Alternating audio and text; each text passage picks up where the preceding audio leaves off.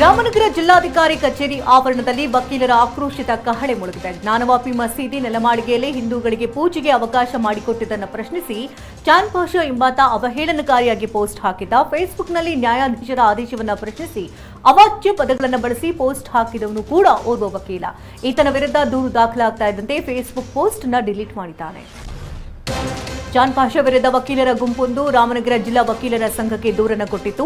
ನನ್ನ ವಿರುದ್ಧ ಕೊಟ್ಟಿರುವಂತಹ ಸುಳ್ಳು ದೂರು ಅಂತ ಮನವರಿಕೆ ಮಾಡೋದಕ್ಕೆ ಚಾಂದ್ ಪಾಷಾ ತನ್ನ ಆಪ್ತರ ಜೊತೆಗೆ ವಕೀಲರ ಸಂಘದ ಕಚೇರಿಗೆ ತೆರಳಿದ. ಈ ವೇಳೆ ಜಟಾಪಟಿ ಕೂಡ ನಡೆದಿತ್ತು. 40 ವಕೀಲರ ವಿರುದ್ಧ ರಾಮನಗರ ಠಾಣೆಯಲ್ಲಿ ಎಫ್ಐಆರ್ ದಾಖಲಾಗಿದೆ. ಎಫ್ಐಆರ್ ದಾಖಲಿಸಿರುವಂತಹ ಪಿಎಸ್ಐ ತನ್ವೀರ್ ಹುಸೇನ್ ಅಮಾನತು ಮಾಡುವಂತೆ ಪಟ್ಟು ಹಿಡಿದಿರುವಂತಹ ವಕೀಲರು ನಿನ್ನೆಯಿಂದ ಧರಣಿ ನಡೆಸ್ತಾ ಇದ್ದಾರೆ. ರಾಮನಗರದ ಐಜೂರು ಪಿಎಸ್ಐ ಅಮಾನತಿಗೆ ಆಗ್ರಹಿಸಿ ವಕೀಲರು ನಿರಂತರವಾಗಿ ಪ್ರತಿಭಟನೆಯನ್ನು ನಡೆಸಿದ್ದಾರೆ. ವಕೀಲರು ಡಿಸಿ ಕಚೇರಿ ಮುಂದೆಯೇ ರಾತ್ರಿ ಇಡೀ ಮಲಗಿದ್ರು. ನಿನ್ನೆಯಿಂದ ಶುರುವಾದಂತಹ ಪ್ರತಿಭಟನೆ ಇಂದು ಸಹ ಮುಂದುವರಿತಾ ಇದೆ. ಈ ಪ್ರತಿಭಟನೆಗೆ ತಡರಾತ್ರಿ ಮಾಜಿ ಸಿಎಂ ಕುಮಾರಸ್ವಾಮಿ, ವಿಪಕ್ಷ ನಾಯಕ ಆರ್ ಅಶೋಕ್ ಕೂಡ ಸಾಥ್ ಕೊಟ್ಟಿದ್ದಾರೆ. ಜೆಸ್ಕಾಂ ಅಧಿಕಾರಿಗಳು ಹಂಪಿ ಕನ್ನಡ ವಿವಿಯ ಕರೆಂಟ್ ಕಟ್ ಮಾಡಿದ್ದಾರೆ. ವಿಜಯನಗರ ಜಿಲ್ಲೆಯ ವಿವಿ 1,05,74,000 ವಿದ್ಯುತ್ ಬಿಲ್ ಅನ್ನು ಬಾಕಿ ಉಳಿಸಿಕೊಂಡಿತ್ತು. ಬಿಲ್ ಪಾವತಿ ಮಾಡ್ತೇವೆ ಎಂದು ಉಸ್ತುವಾರಿ ಸಚಿವ ಜಮೀರ್ ಅಹಮದ್ ಭರವಸೆ ನೀಡಿದರು. ಬೆಂಗಳೂರಿನ ವಿಶೇಷ ನ್ಯಾಯಾಲಯದ ಸುಪರ್ದಿಯಲ್ಲಿದ್ದಂತಹ ತಮಿಳುನಾಡು ಮಾಜಿ ಸಿಎಂ ದಿವಂಗತ ಜಯಲಲಿತಾರ ಆಭರಣಗಳು ತಮಿಳುನಾಡಿಗೆ ಮರಳೋದಕ್ಕೆ ಮುಹೂರ್ತ ನಿಗದಿಯಾಗಿದೆ.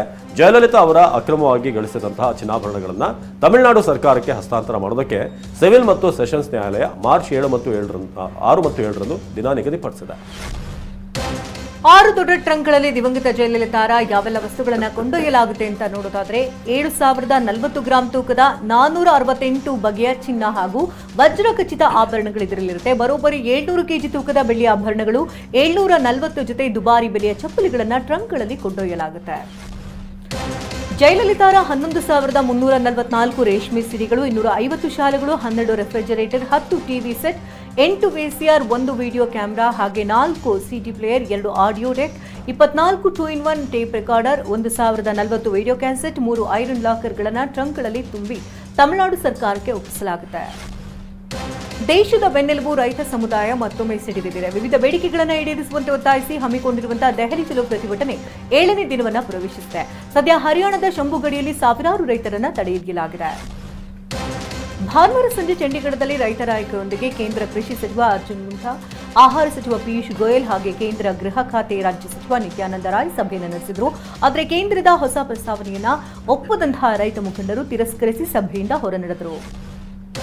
ಪ್ರಧಾನಿ ನರೇಂದ್ರ ಮೋದಿ ಇವತ್ತು ಜಮ್ಮುವಿಗೆ ಭೇಟಿ ನೀಡಲಿದ್ದಾರೆ. ಜಮ್ಮುವಿನಲ್ಲಿ ನಿರ್ಮಾಣಗೊಂಡಿರುವಂತಹ ಏಮ್ಸ್ ಉದ್ಘಾಟನೆ ಮಾಡಲಿದ್ದಾರೆ. ಏಮ್ಸ್ಗೆ 2019ರಲ್ಲಿ ಶಿಲಾನ್ಯಾಸ ಮಾಡಲಾಗಿದ್ದು ಇಂದು ಉದ್ಘಾಟನೆಗೊಳ್ಳಲಿದೆ. ಇನ್ನು ಬರೋಬ್ಬರಿ 32,000 ಕೋಟಿ ಮೌಲ್ಯದ ಯೋಜನೆಗಳಿಗೆ ಪ್ರಧಾನಿ ಮೋದಿ ಚಾಲನೆ ನೀಡಲಿದ್ದಾರೆ.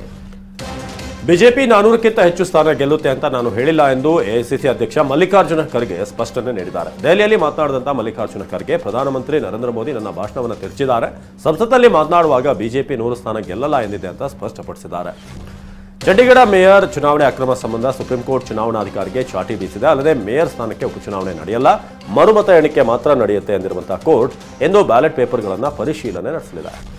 ಕರಾವಳಿ ತಟರಕ್ಷಣಾ ಪಡೆಯಲ್ಲಿ ಮಹಿಳಾ ಸಿಬ್ಬಂದಿ ಕಾಯಂಗೊಳಿಸಿದ ಕೇಂದ್ರದ ನಿರ್ಧಾರಕ್ಕೆ ಸುಪ್ರೀಂ ಕೋರ್ಟ್ ಗರಂ ಆಗಿದೆ. ನಿನ್ನೆ ಮಹಿಳಾ ಸಿಬ್ಬಂದಿಯೊಬ್ಬರ ಅರ್ಜಿ ವಿಚಾರಣೆ ನಡೆಸಿದಂತ ಸುಪ್ರೀಂ ಕೋರ್ಟ್ ಮುಖ್ಯ ನ್ಯಾಯಾಧೀಶ ಡಿವೈ ಚಂದ್ರಚೂಡ್ ಕೇಂದ್ರ ಸರ್ಕಾರ ಮಹಿಳಾ ಶಕ್ತಿ ಬಗ್ಗೆ ಮಾತನಾಡುತ್ತೆ, ಇಲ್ಲಿಯೂ ಅದನ್ನು ತೋರಿಸಿ ಅಂತ ತರಾಟೆಗೆ ತೆಗೆದುಕೊಂಡಿದೆ.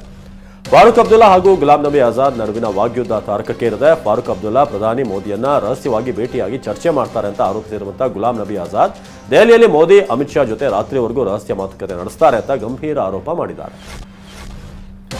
ಜಮ್ಮು ಕಾಶ್ಮೀರದ ಗುಲ್ಮಾರ್ಗ್ನಲ್ಲಿ ಅತಿ ಹೆಚ್ಚು ಹಿಮಪಾತವಾಗ್ತಾ ಇದೆ. ಹೀಗಾಗಿ ಹೆಚ್ಚಿನ ವಿದೇಶಿ ಪ್ರವಾಸಿಗರನ್ನ ತನ್ನತ್ತ ಆಕರ್ಷಿಸ್ತಾ ಇದೆ. ಭಾರೀ ಸಂಖ್ಯೆಯಲ್ಲಿ ಗುಲ್ಮಾರ್ಗ್ಗೆ ಆಗಮಿಸ್ತಾ ಇರುವಂತಹ ವಿದೇಶಿಗರು ಸ್ಕೀಯಿಂಗ್ ಹಾಗೂ ಅಡ್ವೆಂಚರ್ಗಳ ಮೂಲಕ ಹಿಮಪಾತವನ್ನ ಎಂಜಾಯ್ ಮಾಡ್ತಿದ್ದಾರೆ. ಛತ್ತೀಸ್ಗಢದ ರಾಂಚಿಯಲ್ಲಿ ನಡೆಯುವಂತಹ ಭಾರತ ವರ್ಸಸ್ ಇಂಗ್ಲೆಂಡ್ 4ನೇ ಟೆಸ್ಟ್ನಲ್ಲಿ ಕನ್ನಡಿಗ ಕೆಎಲ್ ರಾಹುಲ್ ಆಡಲಿದ್ದಾರೆ. ಫೆಬ್ರವರಿ 23ರಿಂದ 4ನೇ ಟೆಸ್ಟ್ ಆರಂಭ ಆಗಲಿದೆ. ಯುವ ಕ್ರಿಕೆಟಿಗ ಶುಭ್ಮನ್ ಗಿಲ್ನ ಪಂಜಾಬ್ ಚುನಾವಣಾ ರಾಯಭಾರಿಯಾಗಿ ಪಂಜಾಬ್ ಚುನಾವಣಾ ಆಯೋಗ ಆಯ್ಕೆ ಮಾಡಿದೆ. 2024ರ ಲೋಕಸಭಾ ಚುನಾವಣೆಗೆ ಮತದಾನದ ಪ್ರಮಾಣ ಹೆಚ್ಚುವಂತೆ ಮಾಡೋದಕ್ಕೆ, ಮತದಾರರನ್ನು ಉತ್ತೇಜಿಸುವುದಕ್ಕೆ ಪಂಜಾಬ್ನಲ್ಲಿ ಗಿಲ್ನ ರಾಯಭಾರಿಯನ್ನಾಗಿ ಆಯ್ಕೆ ಮಾಡಲಾಗಿದೆ. ದಕ್ಷಿಣ ಭಾರತದಲ್ಲಿ ನನ್ನ ನೆಚ್ಚಿನ ನಟರು ಅಂತಂದ್ರೆ ಅದು ಟಾಲಿವುಡ್ನ ಜೂನಿಯರ್ ಮತ್ತು ನಟ ಪ್ರಭಾಸ್ ಹೀಗಂತ ಭಾರತ ಕ್ರಿಕೆಟ್ ತಂಡದ ಬೆಂಕಿ ಬೌಲರ್ ಮೊಹಮ್ಮದ್ ಶಮಿ ಹೇಳಿದ್ದಾರೆ.